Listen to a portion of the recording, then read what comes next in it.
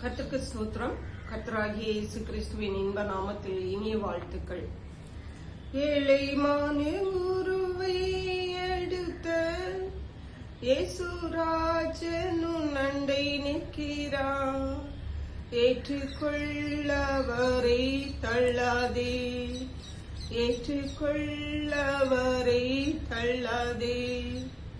கைகளில் கால்களில் ஆணிகள் காடாவ கடுமுள் மூடிப்போன் சீரசில் சூடிட கந்தையும் மிந்தையும் வேதனையும் சகித்தார். சொந்தமான ரத்தம் சிந்தினார் உனக்காய், கனிவுடன் உன்னை அழைக்கிறாரே, கனிவுடன் உன்னை அழைக்கிறாரே.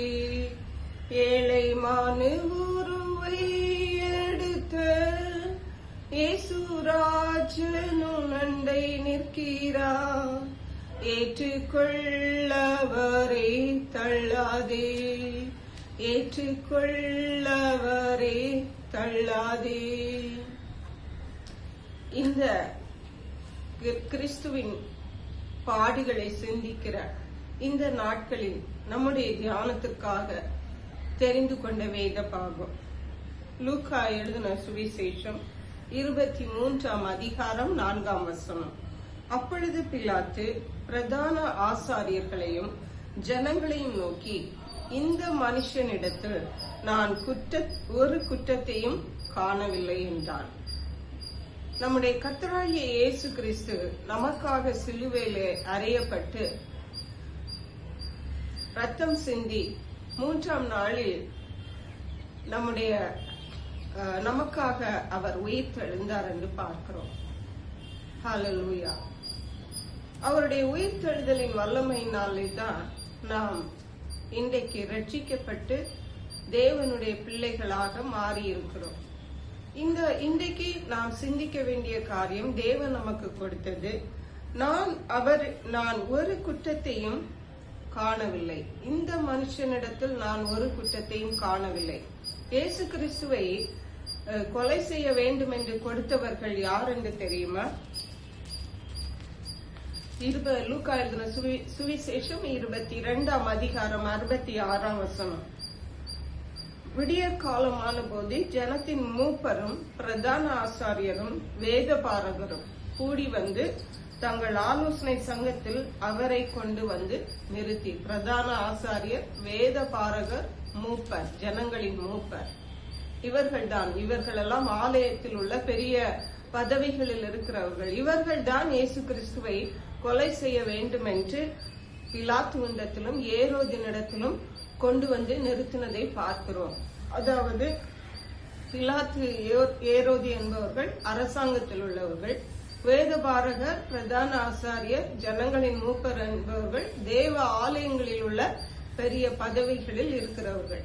இந்த வேதபாரகர், பரிசேயர், ஜனங்களின் மூப்பர்கள் என்ன குற்றச்சாட்டு வைத்தார்கள் என்றால், லூக்கா எழுதின சுவிசேஷம் 23ஆம் அதிகாரம் 1ஆம் வசனம் சொல்லுகிறது, அவர்களுடைய கூட்டத்தார் எல்லாரும் எழுந்திருந்து அவரை பிலாத்துவிடத்தில் கொண்டு போய், இவன் தன்னை கிறிஸ்து எண்ணப்பட்ட ராஜாவென்றும், முதலாவதாக இயேசு கிறிஸ்து தன்னை கிறிஸ்து என்ற ராஜா என்று சொல்லி இருக்கிறார் என்றும், ராயருக்கு வரி கொடுக்க வேண்டுவதில்லை என்றும் சொல்லி, ராயருக்கு என்றால் அந்த காலத்திலிருந்து அந்த அரசாங்கத்தை ஆட்சி செய்தவர், அதாவது ஜனங்களை ஆட்சி செய்து அரசாங்கத்தில் உள்ள பெரிய பதவியில் உள்ள அந்த ராயருக்கு வரி கட்ட வேண்டாம் என்று இயேசு சொன்னாராம். அப்படி ஒரு பொய் குற்றச்சாட்டும் மட்டுமல்ல, ஜனங்களை கலகப்படுத்த கண்டோம் என்று அவர் மேல் குற்றம் சாட்ட தொடங்கினார்கள். ஜனங்களை எல்லாம் கலகத்துக்கு ஏதுவாக தேவன் இயேசு கிறிஸ்து கலகத்துக்கு ஏதுவாக அங்கே செய்து கொண்டிருந்தார் என்று சொல்லப்பட்டிருக்கிறது. குற்றம் சாட்டினார்கள். அதாவது இயேசு நன்மை செய்கிறாராகவே சுற்றி திரிந்தார் என்று வசனம் சொல்லுகிறது. அவர் நோய்களை சுகமாக்கினார், பிசாசுகளை துரத்தினார். இப்படியாக ஜனங்களுடைய தேவைகளை எல்லாம் பூர்த்தி செய்து அவர்களை சந்தோஷப்படுத்தினார். மாறாக இங்கே குற்றம் சாட்டினது ஜனங்களை கலகப்படுத்துகிறான் என்று.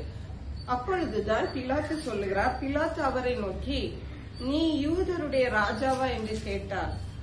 அதற்கு அவர், நீ சொல்லுகிறபடிதான் என்று சொன்னார். 4ஆம் வசனத்திலே பிலாத்து சொல்லுகிறார், அப்பொழுது பிலாத்து பிரதான ஆசாரியர்களையும் ஜனங்களையும் நோக்கி, இந்த மனுஷனிடத்தில் நான் ஒரு குற்றத்தையும் காணவில்லை என்றார். அல்லேலூயா.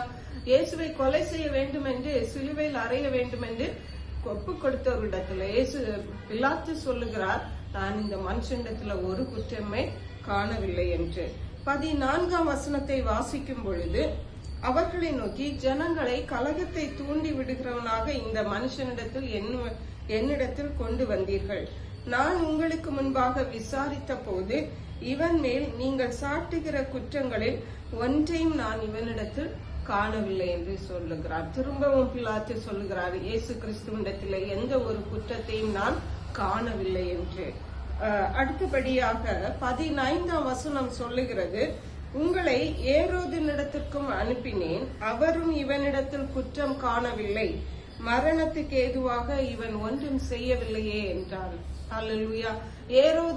அந்த ஏரோது இடத்திலும் அனுப்பின பொழுது அவரும் விசாரித்து விட்டு இயேசு கிறிஸ்துவிடத்துல எந்த ஒரு குற்றமும் காணவில்லை என்பதுதான் அவரும் பிலாத்து இடத்திலே சொல்லி இருக்கிறார்.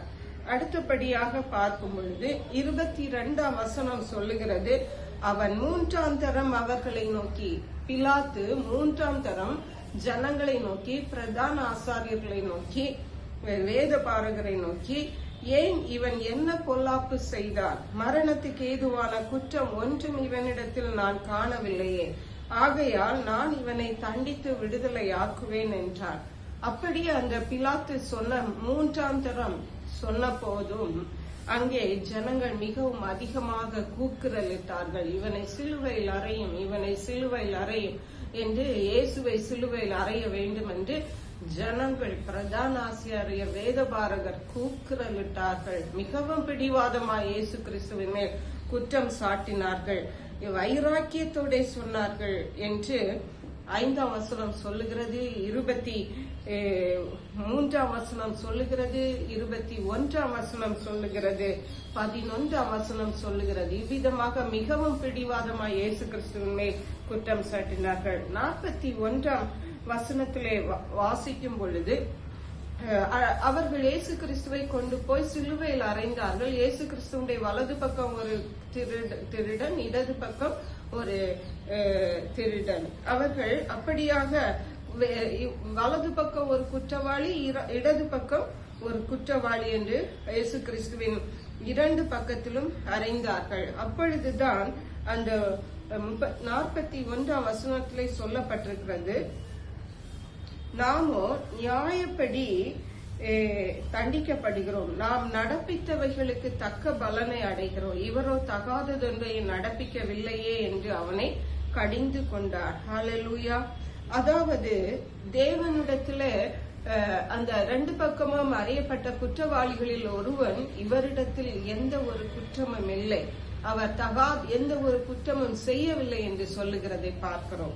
கடைசியாக 47ஆம் வசனம் சொல்லுகிறது, 100க்கு அதிபதி சம்பவித்ததை கண்டு மெய்யாகவே இந்த மனுஷன் நீதிபரனாய் இருந்தான் என்று சொல்லி தேவனை மகிமைப்படுத்தினான். இயேசு கிறிஸ்து பிதாவிடத்திலே நாவியை ஒப்புவிக்கிறேன் என்று கொடுத்த உடனே அங்கே 100க்கு அதிபதி ஒருவர் நின்று கொண்டிருந்தார். அவர் சொல்லுகிறார், மெய்யாகவே இந்த மனுஷனிடத்துல இந்த மனுஷன் நீதிபரனாய் இருந்தான் என்று சொல்லுகிறார். அருமையான கர்த்தருடைய பிள்ளைகளே, இதை நாம் சற்று சிந்தித்து பார்த்தோமானால், இயேசு கிறிஸ்து பாவமே அறியாத இயேசு ஏன் இவ்வளவு பாடுகள் சகிக்க வேண்டும்? ஏன் சிலுவையில் அறையப்பட வேண்டும்?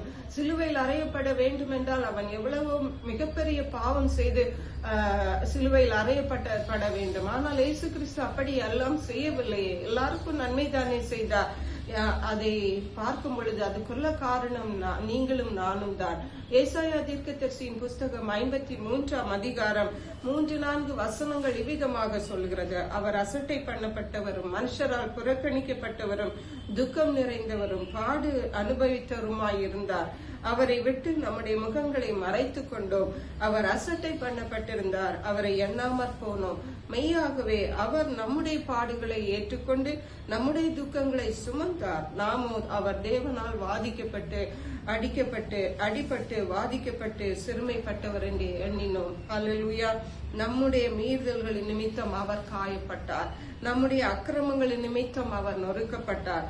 நமக்கு சமாதானத்தை உண்டு பண்ணும் ஆக்கினை அவர் மேல் வந்தது, அவருடைய தழும்புகளால் குணமாகிறோம். அருமையான கர்த்தருடைய பிள்ளைகளே, இன்றைக்கு நாம் செய்த பாவங்களுக்குரிய தண்டனைகளை தான் இயேசு கிறிஸ்து அன்றைக்கு சிலுவையிலே ஏற்றுக்கொண்டு நமக்காக தன்னுடைய பிதாவிடத்திலே நம்மை ஒப்புரவாக்கி, பாவிகளாகிய நம்மை ஒப்புரவாக்கி, இந்த உலகத்திலும் தேவனுடைய ஆசீர்வாதங்களை பெறவும், மறு உலகத்திலும் நாம் கர்த்தருடைய பரிசுத்த தேவனுடைய ராஜ்யத்திலே பங்குள்ளவர்களாய் காணப்படவும் இயேசு நமக்கு கிருபை செய்திருக்கிறார். ஆகவே நாம் கிறிஸ்துவை பின்பற்றுகிறவர்களாய் இருந்தால் அனுதினமும் நாம் கர்த்தருடைய பாதையிலே அவருக்கு பயந்து, அவரை நேசித்து, அவருக்கு பிரியமாய் வாழுவோம். அவர் நமக்கு செய்த தியாகம் நம்முடைய வார்த்தைகளினாலே நாம் விவரிக்க முடியாது.